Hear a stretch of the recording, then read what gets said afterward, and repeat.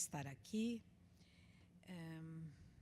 Eu acho que a preocupação com a educação hoje, ela não é apenas uma preocupação com aqueles que têm formação na área.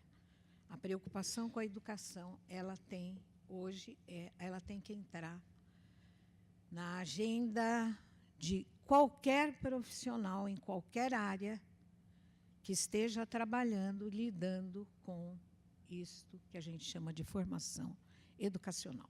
Nós estamos atravessando um período de grandes transformações, que eu costumo até chamar de transformações da própria natureza do ser humano. Então, eu agradeço, não poderia jamais deixar de atender o convite do Daniel, agradeço muito. Então, eu costumo ser muito teórica, mas, inclusive, estou com 2 trabalhos, este e um outro ainda inéditos. Agora, o outro era mais longo, então, esse aqui, uma coisa bem rara no meu trabalho, faço uma proposta que sirva como exemplo daquilo que a gente pode fazer hoje para incorporar essas, a gente chama de novas tecnologias, não é? Mas o termo ele é até inadequado. Não é? Esses novos dispositivos, aparelhos, essas novas extensões do nosso ser. Então, é só um exemplo, é um trabalho modesto, mas o que fazer nestes tempos de educação aberta? Então, esse é o título, Tecnologia e Educação, na educação básica. Não custa repetir o que já afirmei muitas vezes. As tecnologias computacionais, informativas e comunicativas e as novas interações em rede estão transformando a paisagem do mundo em todas as suas dimensões, na economia, na política, na ciência, na cultura, na sociabilidade e na educação, com repercussões profundas nas formas de vida, nos modos de aprender, nas subjetividades, nos corpos e no psiquismo. Tudo.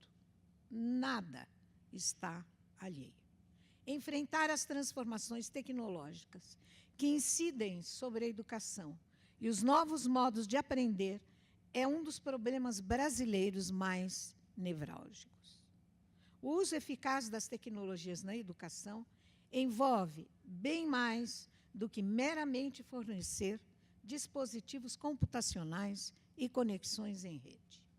Não adianta nada distribuir computador por aí. A partir de uma relação estreita entre informação digital, localização e artefatos digitais móveis. Isso é chamado de mídias locativas. Não, anterior.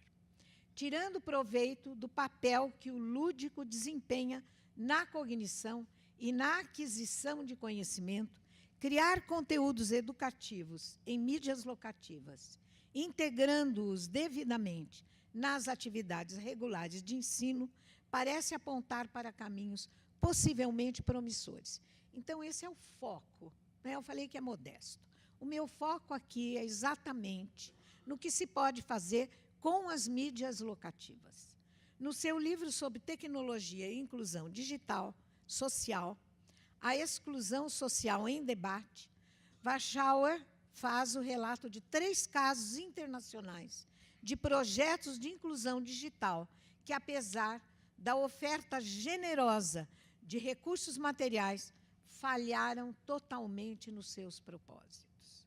O fracasso é explicado pelo autor, ao longo de sua obra, como fruto da falta de integração social da tecnologia.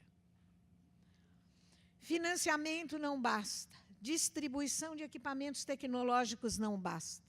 É preciso considerar conteúdo e linguagem, letramento e educação, comunidades e instituições.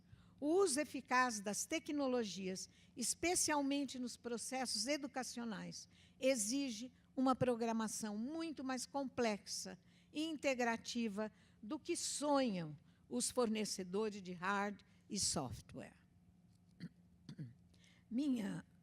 Meu ponto de vista é que o maior desafio de todos é que não há receitas pré-determinadas.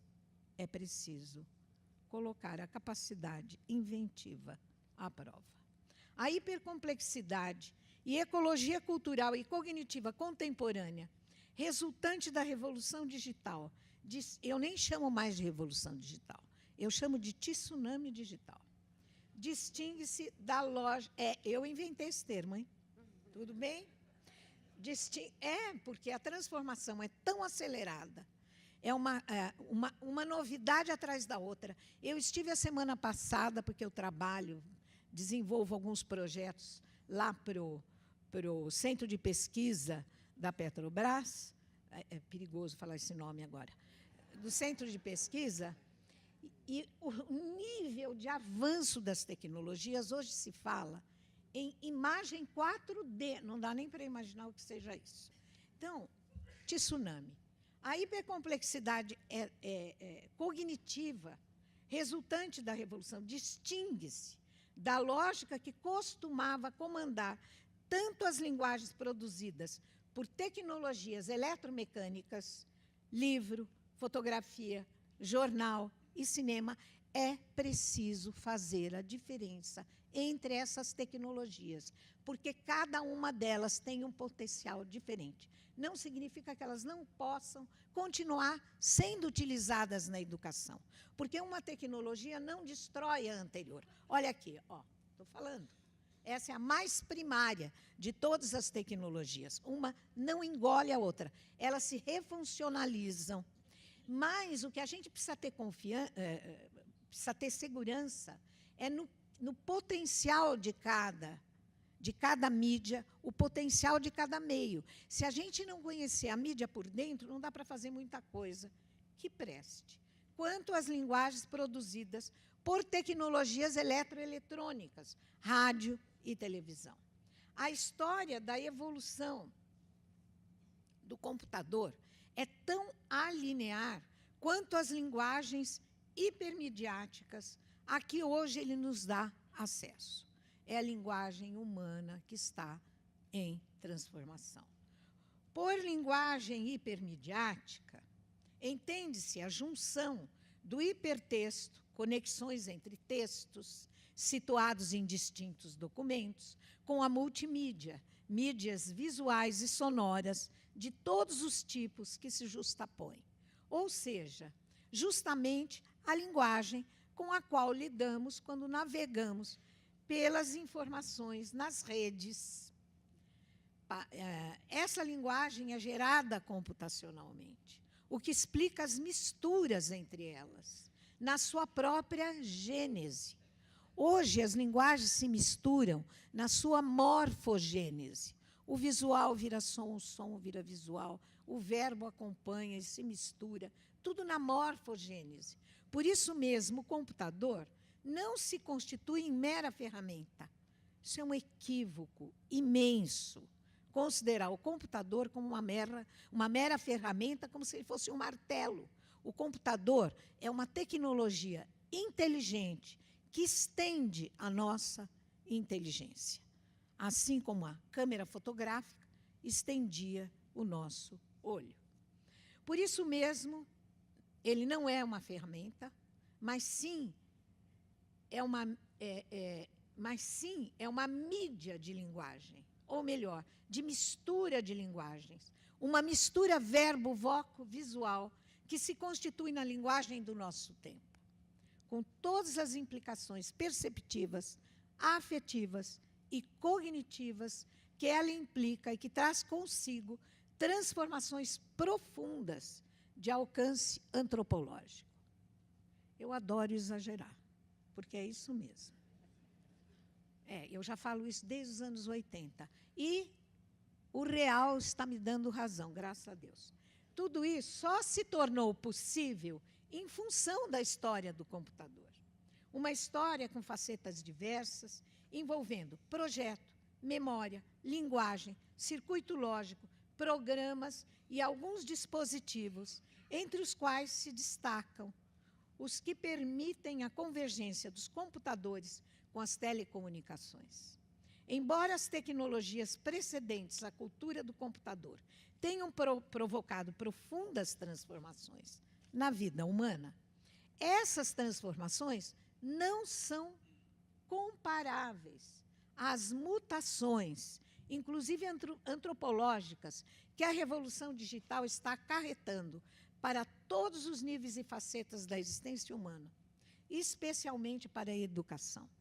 Justo essa esfera que se constitui como a mais relevante em qualquer cultura e sociedade, desde sempre e para sempre. Nas sociedades primitivas, não é aquela pessoa mais velha, ela já era responsável. Por isso que a gente chama de transmissão. A transmissão de uma geração a outra. Esse é o papel da educação, que foi ficando um papel cada vez mais complexo. Na medida em que é a educação a grande responsável pelos vínculos de passagens entre gerações e de transmissão seletiva aos mais jovens da memória acumulada pela espécie humana. E essa palavra que eu falei, ela tem que ser gravada na nossa cabeça. Seletiva. Porque hoje o Google está aí, mas o que vale a pena, o que não vale a pena. É isso que as gerações mais velhas têm que transmitir para os mais jovens. Um dos traços mais importantes das inovações tecnológicas atuais encontra-se justamente nas novas formas de linguagem que elas ensejam e que permitem converter numa única linguagem informática todos os tipos de texto, som, voz, imagens e sons armazenados e difundidos em múltiplas redes e ao serviço de múltiplos usos, um componente técnico,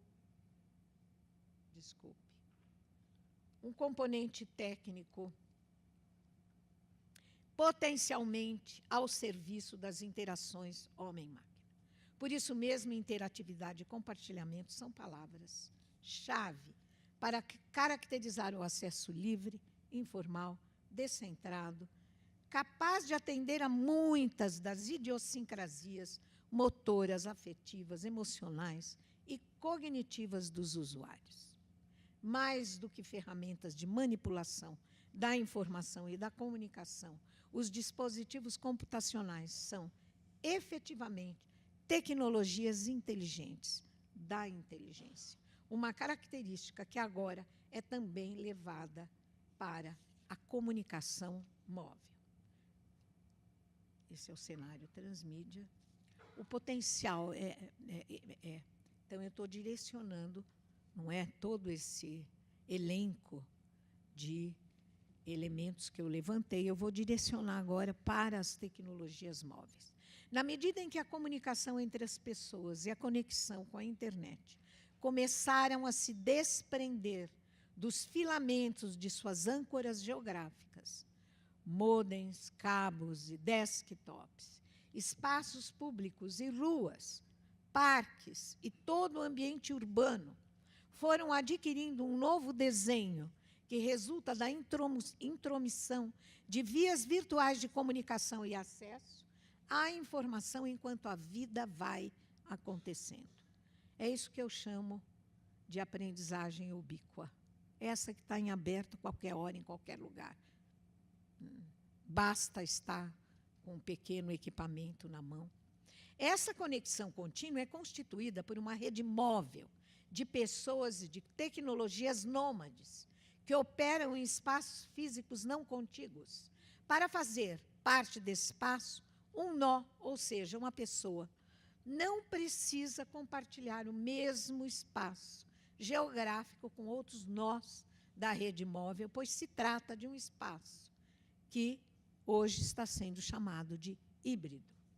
Entre outros aspectos derivados das condições propiciadas por essas tecnologias, notáveis são aqueles que afetam diretamente as formas de educar e de aprender. Baseados em processos de aprendizagem abertos, nos quais os problemas são compartilhados e resolvidos de forma colaborativa, são formas profundamente distintas da lógica do conhecimento individual e autoral desenvolvida pela cultura tipográfica e, em parte, pela acadêmica.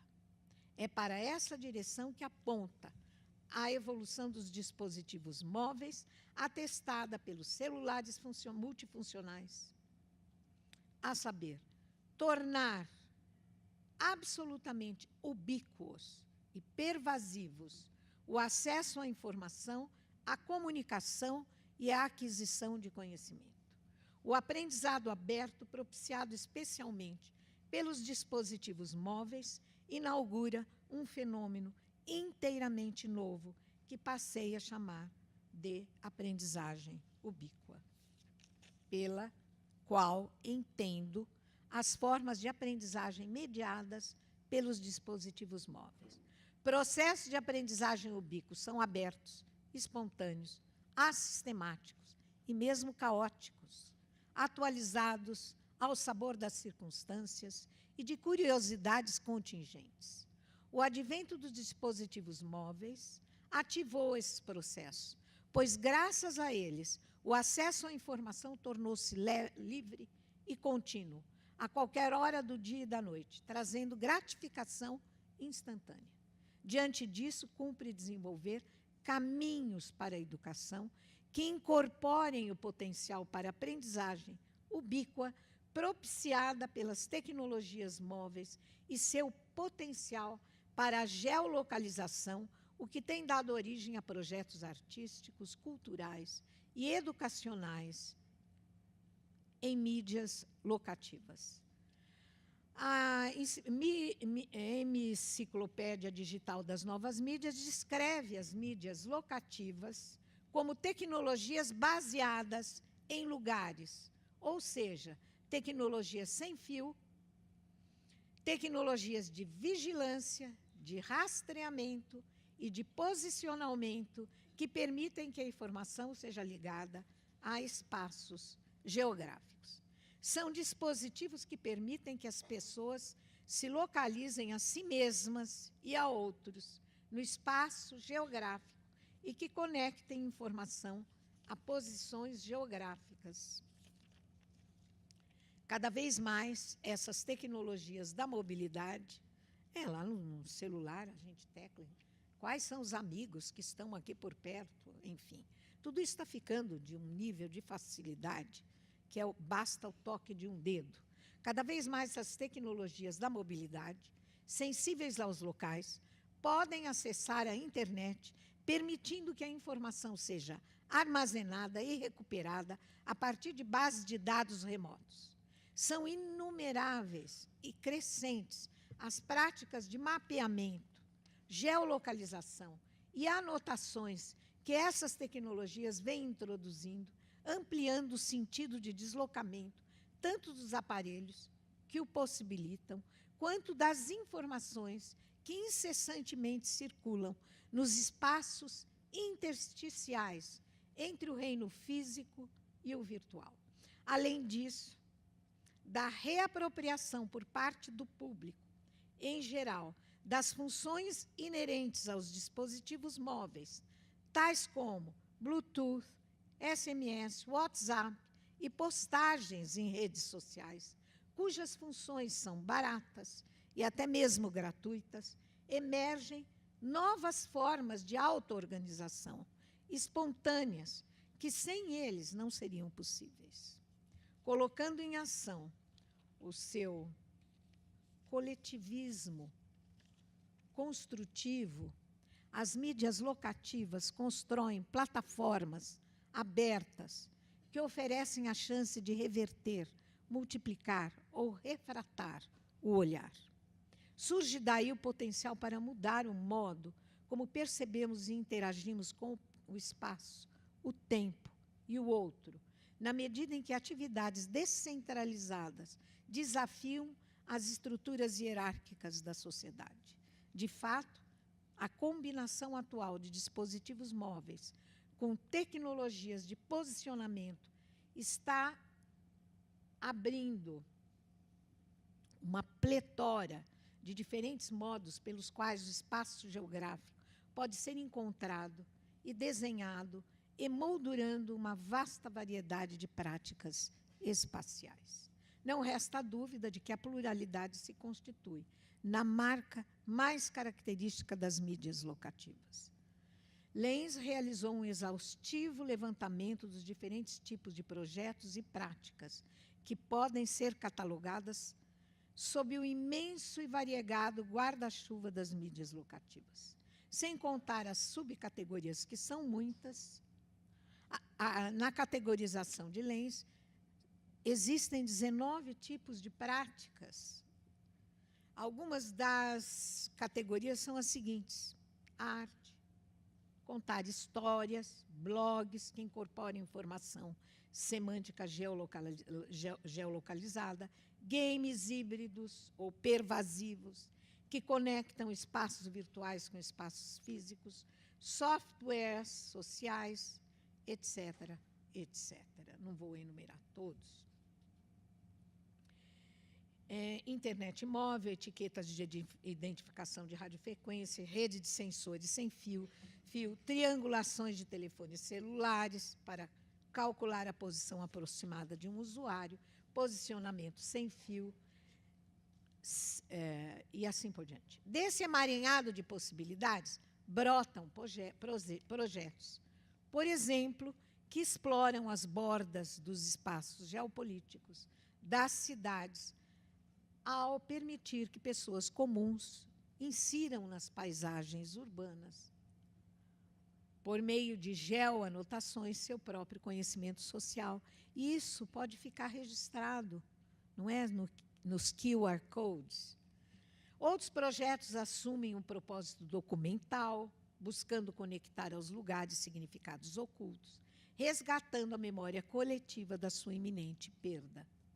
Já bastante conhecidos são os projetos de anotação urbana, que encorajam as pessoas a postar em localizações geográficas histórias pessoais, pensamentos, alguma informação, chamadas para ação, trocas entre usuários.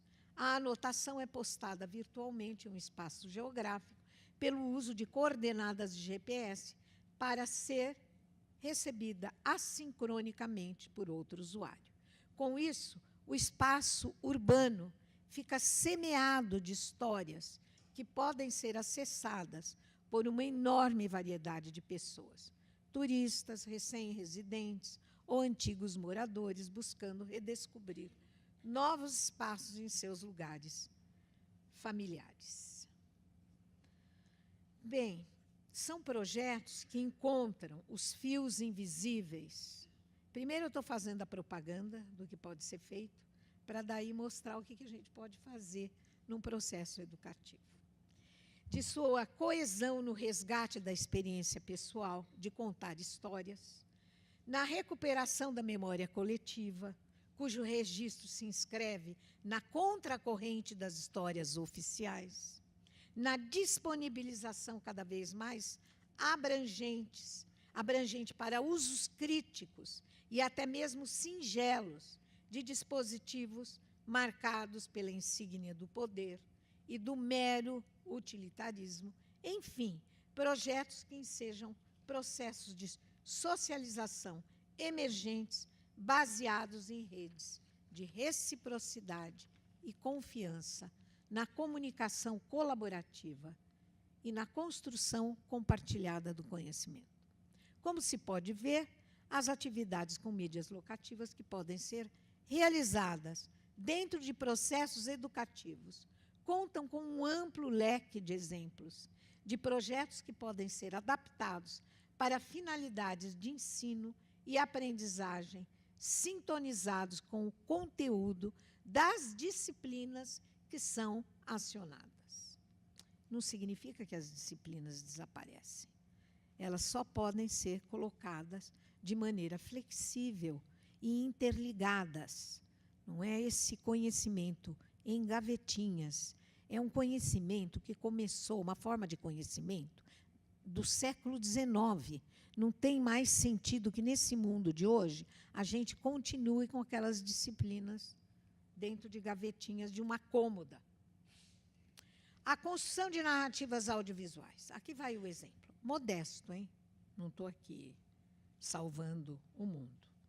O que aqui estarei propondo são ideias para a construção de narrativas audiovisuais inspiradas nas mídias locativas.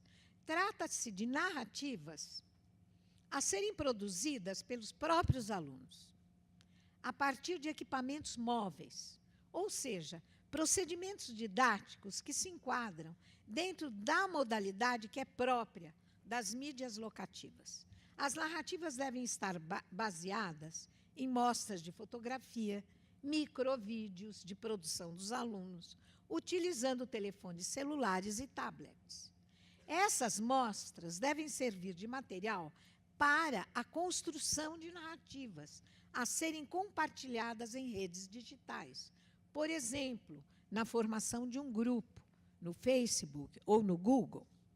O material audiovisual que serve de base para as narrativas deve ser coletado a partir do planejamento de jornadas pela cidade ou pelo bairro, no caso de uma cidade grande. Ao andar pelas ruas, encontramos monumentos arquitetônicos e históricos, igrejas, praças, colégios, sobrados, casarios, histórias, imagens e sons que podem ser explorados para a futura construção de narrativas audiovisuais. Então, são narrativas que são construídas a partir da própria experiência de vida e de perambulação pela cidade, mas planejado.